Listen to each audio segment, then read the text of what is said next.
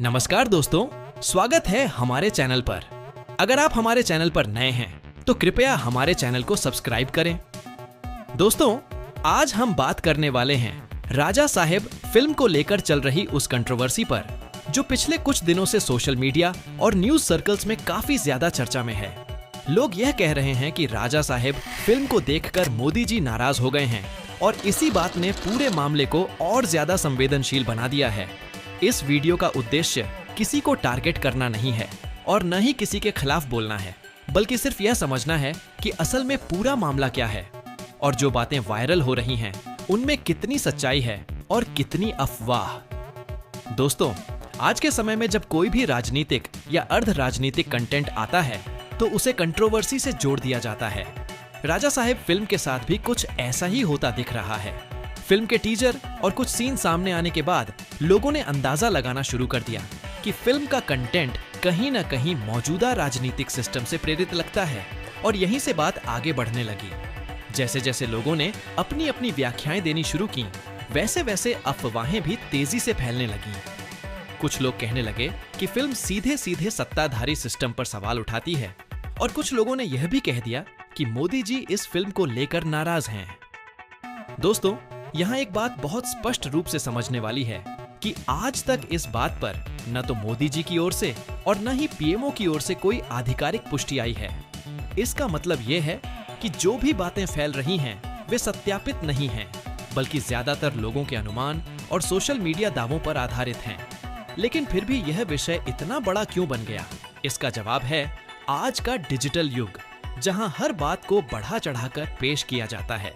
राजा साहेब film को एक राजनीतिक ड्रामा के रूप में देखा जा रहा है, जिसमें सत्ता संघर्ष, नेतृत्व प्रणाली और जनधारणा जैसे विषयों को दिखाया गया है। जब भी कोई फिल्म ऐसे विषयों को छूती है तो लोग स्वाभाविक रूप से उसकी तुलना वास्तविक जीवन से करने लगते हैं। फिल्म निर्माताओं का कहना है कि राजा साहेब एक काल्पनिक कहानी है और इसका किसी भी वास्तविक व्यक्ति या राजनीतिक पार्टी से कोई लेना देना नहीं है। लेकिन दर्शकों का एक वर्ग इस बात से सहमत नहीं है। उनका कहना है कि फिल्म के कुछ संवाद और परिस्थितियां बहुत ज्यादा परिचित लगती हैं और इसी वजह से विवाद को और हवा मिल गई। दोस्तों, पहले भी कई बार ऐसा हो चुका है जब कोई फिल्म रिलीज से पहले ही राजनीतिक एंगल से जांची जाने लगती है। कुछ लोग इसे अभिव्यक्ति की स्वतंत्रता के खिलाफ बताते हैं और कुछ लोग कहते हैं कि जब आप सार्वजनिक मंच पर ऐसा कंटेंट दिखाते हैं तो प्रतिक्रिया आना सामान्य है। राजा साहेब के मामले में भी दोनों तरह की प्रतिक्रियाएं देखने को मिल रही हैं। कुछ लोग फिल्म का बचाव कर रहे हैं और कह रहे हैं कि बिना देखे जज करना गलत है, जबकि कुछ लोग पूरा कंटेंट जाने बिना ही फिल्म पर सवाल उठा रहे हैं। दोस्तों, यहाँ एक और पहलू समझना जरूरी है कि आज के समय में कंट्रोवर्सी भी मार्केटिंग का एक हिस्सा बन चुकी है। कई बार फिल्मों को जानबूझकर ऐसे तरीके से प्रोजेक्ट किया जाता है जिससे चर्चा पैदा हो और लोग जिज्ञासा के कारण थिएटर तक पहुंच जाए। राजा साहेब के साथ भी कुछ लोग यह कह रहे हैं कि पूरा मामला सिर्फ हाइप के लिए बनाया गया है ताकि फिल्म को मुफ्त की पब्लिसिटी मिल सके। लेकिन जब बात मोदी जी जैसे बड़े नेता के नाम से जुड़ती है तो चीजों को और भी ज्यादा जिम्मेदारी से संभालना जरूरी हो जाता है।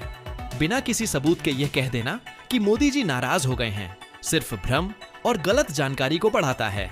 दोस्तों, सोशल मीडिया का स्वभाव ही ऐसा हो गया है कि जो बात ज्यादा चौंकाने वाली होती है वही ज्यादा वायरल होती है। सच धीरे चलता है लेकिन अफवाह तेजी से फैलती है। राजा साहेब फिल्म के मामले में भी कुछ ऐसा ही हुआ। किसी ने एक अनुमान साझा किया और फिर उसी अनुमान पर दर्जनों पोस्ट, वीडियो और संदेश बन गए। अब आम दर्शक के लिए यह तय करना मुश्किल हो जाता है कि कौन सी बात सच है और कौन सी नहीं। इसलिए इस वीडियो के माध्यम से हम यही कहना चाहते हैं कि जब तक कोई आधिकारिक बयान नहीं आता तब तक किसी भी दावे पर भरोसा करना ठीक नहीं है। अगर हम एक लोकतंत्र में रहते हैं तो हमें कला और सिनेमा को समझने का नजरिया भी परिपक्व बनाना होगा। आलोचना होनी चाहिए, लेकिन बिना तथ्यों के आरोप लगाना गलत है।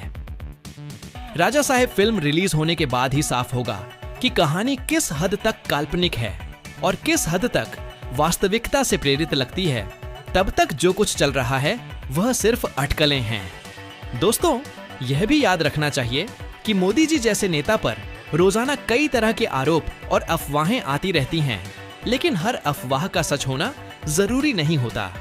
इसलिए हमें भी थोड़ा धैर्य रखना चाहिए और चीजों का तार्किक विश्लेषण करना चाहिए, न कि भावनात्मक होकर किसी निष्कर्ष पर पहुंचना चाहिए। फिल्म और राजनीति का रिश्ता हमेशा से जटिल रहा है और आगे भी रहेगा, लेकिन एक जिम्मेदार दर्शक होने के नाते हमें दोनों के बीच संतुलन समझना होगा। आज की चर्चा सिर्फ इतना ही कह रही है कि राजा साहेब फिल्म को लेकर जो मोदी जी के नाराज होने की बात चल रही है, उसकी अभी तक कोई आधिकारिक पुष्टि नहीं है, और जब तक नहीं है तब तक इसे एक अफवाह की तरह ही देखना चाहिए, न कि अंतिम सत्य के रूप में। दोस्तों, अब यहाँ से बात थोड़ी और गहरी हो जाती है, क्योंकि जब कोई विवाद सिर्फ सोशल मीडिया तक सीमित न रहे, बल्कि न्यूज चैनलों और सार्वजनिक चर्चाओं का हिस्सा बन जाए, तो उसका असर भी ज्यादा होता है। राजा साहेब फिल्म के मामले में भी कुछ ऐसा ही देखने को मिल रहा है। कई न्यूज डिबेट्स में इस बात पर चर्चा होने लगी है कि क्या आज के समय में राजनीतिक विषयों पर फिल्म बनाना जोखिम भरा हो गया है, और क्या हर ऐसी फिल्म को किसी न किसी नेता से जोड़कर देखा जाएगा। दोस्तों, सच्चाई यह है कि सिनेमा हमेशा से समाज का प्रतिबिंब रहा है। देश में जो कुछ भी चलता है उसकी झलक कहीं न कहीं फिल्मों में जरूर दिखाई देती है, लेकिन इसका यह मतलब नहीं होता कि हर कहानी किसी एक व्यक्ति या पार्टी को निशाना बना रही हो। राजा साहेब फिल्म को लेकर भी यही भ्रम पैदा किया जा रहा है। कुछ लोग पूरी कहानी जाने बिना यह मान बैठे हैं कि फिल्म का संदेश सीधे तौर पर वर्तमान सरकार या मोदी जी से जुड़ा हुआ है, जबकि अब तक इसका कोई प्रत्यक्ष प्रमाण सामने नहीं आया है। दोस्तों, मीडिया की भूमिका यहाँ बहुत महत्वपूर्ण हो जाती है। जब मीडिया किसी भी खबर को सनसनीखेज बनाकर दिखाता है, तो जनता स्वाभाविक रूप से उसी दिशा में सोचने लगती है। राजा साहेब फिल्म के साथ भी यही हुआ। कुछ रिपोर्ट्स में सिर्फ यह कहा गया कि फिल्म विवादों में है, लेकिन कुछ जगहों पर इसे सीधे मोदी जी की नाराजगी से जोड़ दिया गया, जिससे पूरा नैरेटिव ही बदल गया। अब आम आदमी के लिए यह समझना मुश्किल हो जाता है कि असली बात क्या है और बढ़ा चढ़ाकर पेश की गई बात क्या है। दोस्तों, एक और बात जो हमें समझनी चाहिए वह यह है कि मोदी जी जैसे नेता का नाम अपने आप में एक बहुत बड़ी हेडलाइन होता है। जैसे ही उनका नाम किसी विषय से जोड़ दिया जाता है, लोग बिना पूरे तथ्य जाने उसमें रुचि लेने लगते हैं।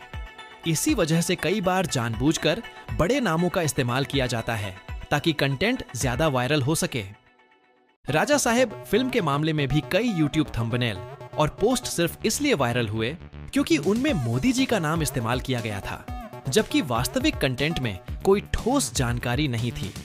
दोस्तों, यह ट्रेंड सिर्फ इस फिल्म तक सीमित नहीं है, बल्कि आज के समय का एक पैटर्न बन चुका है, जहां पहले विवाद खड़ा किया जाता है और सच बाद में खोजा जाता है।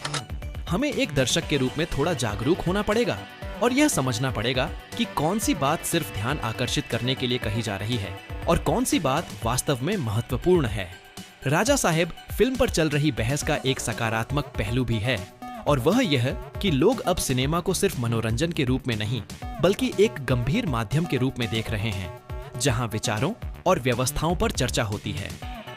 लेकिन समस्या तब पैदा होती है जब चर्चा स्वस्थ होने के बजाय अनुमानों और आरोपों पर आधारित हो जाती है। दोस्तों, अगर हम अभिव्यक्ति की स्वतंत्रता की बात करते हैं, तो उसके साथ जिम्मेदारी भी जुड़ी होती है।